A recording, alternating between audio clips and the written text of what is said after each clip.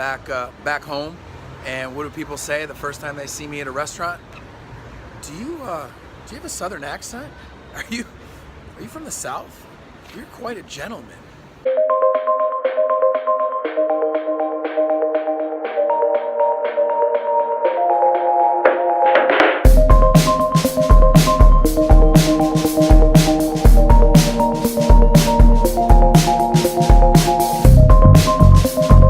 Hoboken, New Jersey. I got the Hudson River behind me. I guess that's Hudson Yards as well, across the river in Manhattan. And then down there you got the financial district. Beautiful stuff, beautiful day, great trip. And just want to leave an encouraging word here. So, we used to hear the phrase 6 degrees of separation. Social media has changed that. A lot of people are probably separated only 3 or 4 degrees from anyone else now with all the tools we have. But if you travel regularly and develop connections in certain cities like I do, I try to do that in New York. I'm here every quarter for at least a week. I try to do that in Atlanta and in Nashville. Yet I live in Birmingham. And I think we all need to have a second, a third, a fourth city we visit regularly. We're always developing connections, whether they're friends or for business purposes in those cities. And that's what I try to do. And I want to encourage you to do the same thing, because at that point, I think it's really 2 degrees of separation.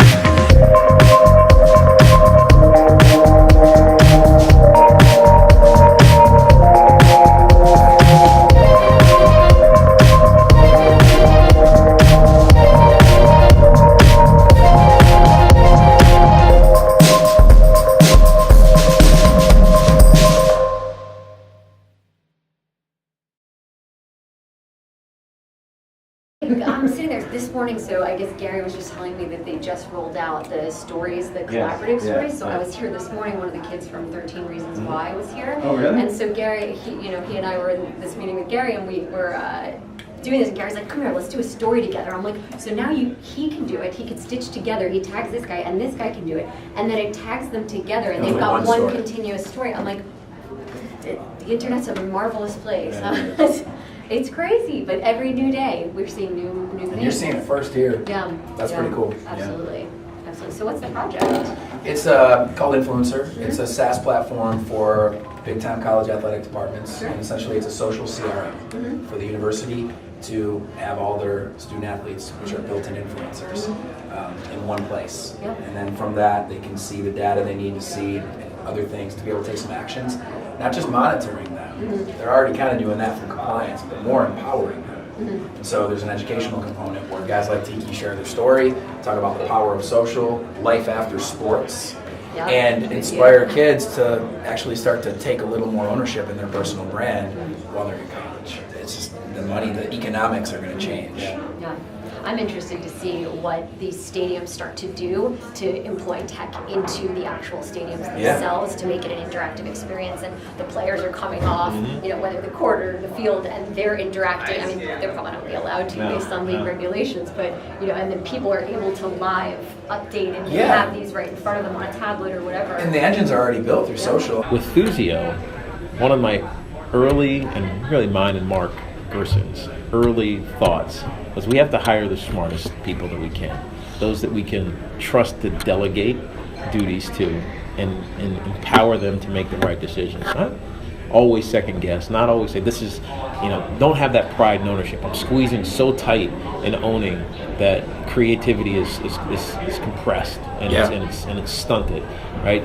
It's more like a loose hand where you want to guide but not crush.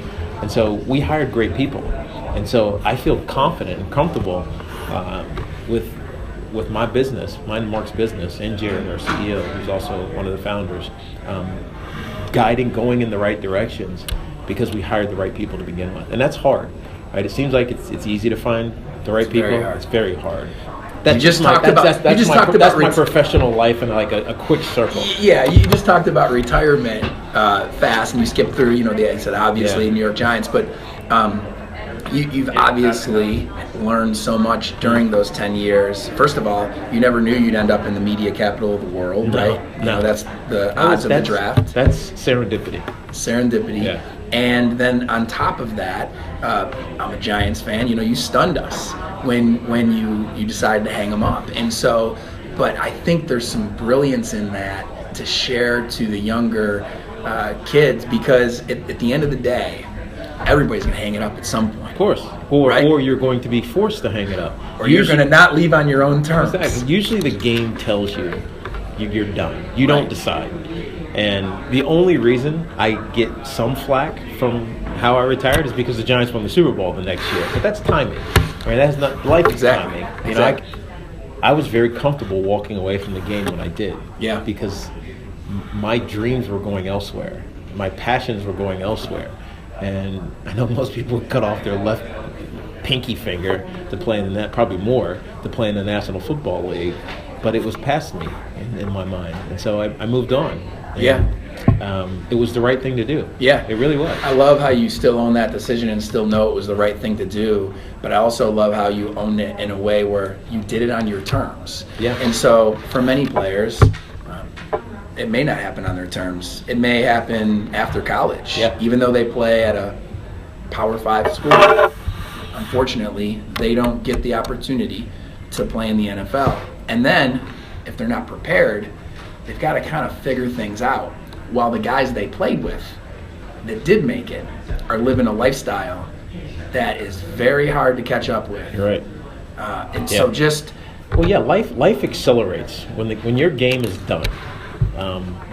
Whether it's in high school, college, or the NFL, life accelerates. One thing you said is, the opportunity for the school and their brand to collaborate and work together with the athletes and their personal brands it's almost like they can borrow each other's brands. It's an amazing opportunity, and it's not being done by either, instead of other people. Yes.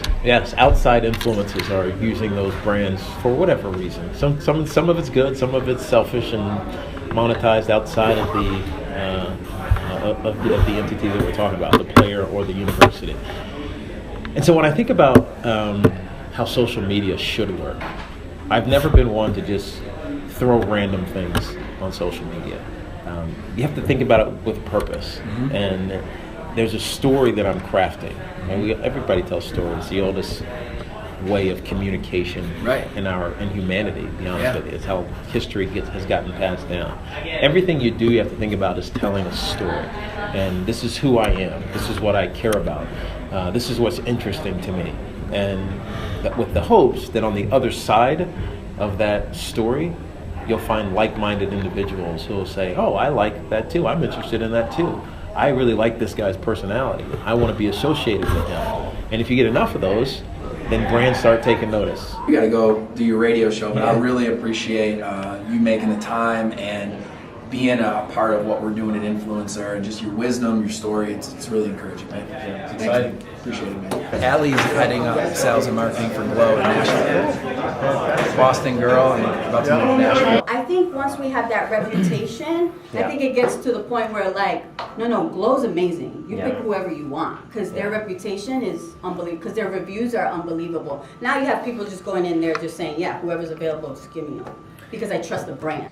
The peddler tours are going on. I mean, they're passing and they're all bets are up price. And there's another thing called the off the wagon, and everybody's like playing country music and they're drinking while they're riding. It's legal, right? And I mean, that's not what I had, man. I have not. Yeah, Nashville was a good time. It is. So, I mean, just now we've got the formula. It unlocks the value, and then we feed that back. And the boots on the ground are like, hey, we know the narratives that are working. We know how to feed our salespeople, our Glow professionals. We know how to train them to talk to our customers, right? We know what unlocks that additional value, and then away we go. You're like, because it will.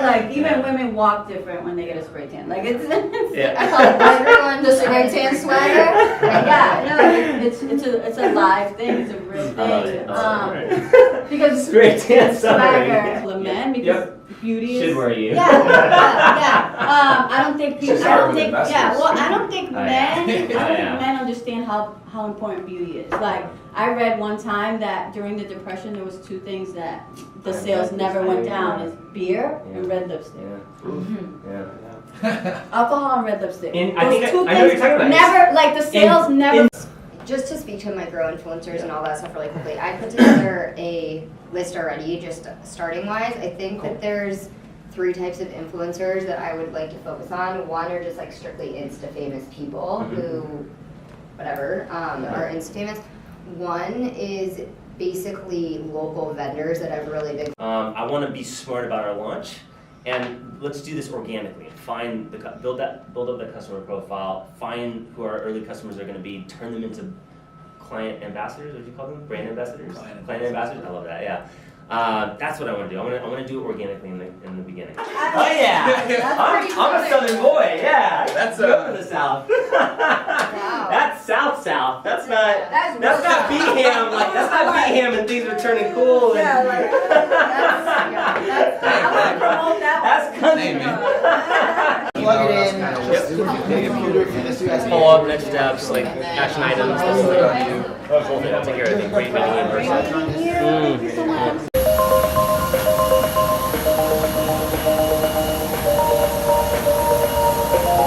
Whew, feels good to be back home. I got to admit, it's been a long trip. Cannot wait to go inside and see my family, but I want to finalize this whole video by saying this. I'm doing this for you. I'm a practitioner. I've done this now 5 times as far as launching a business from the ground. I love it. I love the chance that I'm gonna fail with Glow, the chance that I'm gonna fail with Influencer, and the fact that you get to watch it while I'm confident that I'm gonna succeed in both. I love the fact that I've learned so much from the first 3 times since college of building something and what I did wrong. I love that I'm back on the ground floor and I don't have a huge team and a bunch of vendors, but I'm starting with a small team and just a couple vendors. And I love sharing it with you because I'm a practitioner and I want you to be one too. I'm not here to tell you what to do. I'm here to show you, and I want you to share it with other people. I want you to root for me because I'm rooting for you, and just understand that I'm in it with you. Every dream you have, I have a dream just as big.